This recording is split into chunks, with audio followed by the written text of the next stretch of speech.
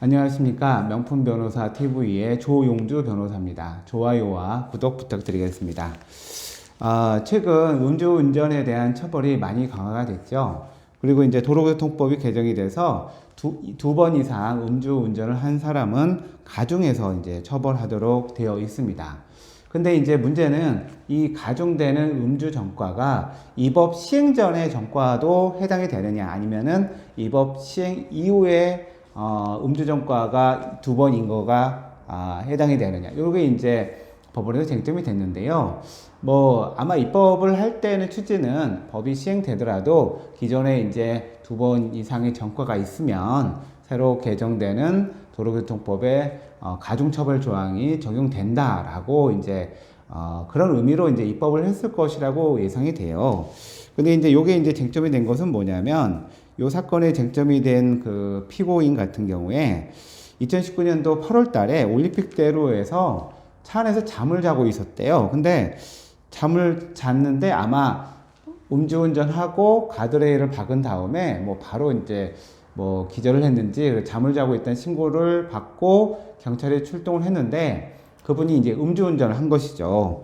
근데 그분한테 이제 음주 측정을 했을 거 아닙니까? 근데 이제 3번 이상 거절을 해서 음주 측정 거부로 일단은 이제 재판을 받게 됐는데, 이 사람은 2015년도에도 도로교통법 음주운전으로 집행유예를 받은 적이 있고요. 2017년에는 음주운전으로 실형 6개월을 받았는데, 아마 이렇게 바로 집행유예나 그 실형을 받은 거 봐서는 아무튼 사고와 함께 음주 수치가 꽤 많이 나왔을 것으로 예상이 됩니다.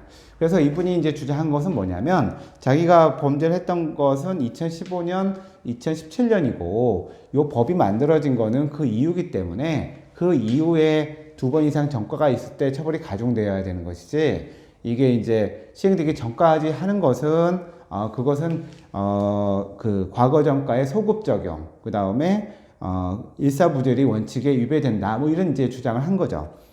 특히나 이제 그 도로교통법 조항이 어떤 것이 있냐면, 그 운전면허 결격 사유와 운전면허 취소 정지 사유에서는 그때 위반행위 횟수는 어떤 기간 이후의 것만 따지거든요. 그 전 걸 따지지 않고. 그래서 도로교통법의 이러한 조항을 봤을 때는 뭔가 위반을 했을 때 가중을 한다면 그 법이 시행됐을 때부터 해야 되는 거 아니냐라는 이제 주장을 피고인이 했던 부분이죠.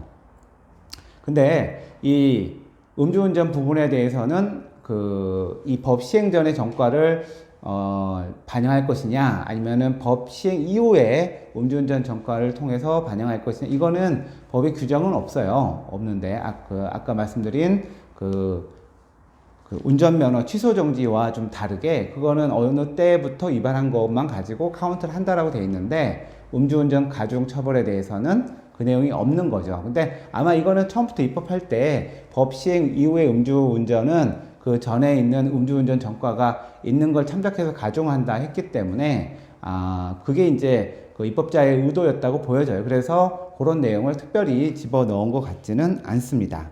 그래서 이 피고인의 주장은 결국은 받아들여지지 않았고, 대법원에서도 이러한 것이 형법 불소급의 원칙이나 일사부재리 원칙에 반하지 않는다라고 판시를 했습니다.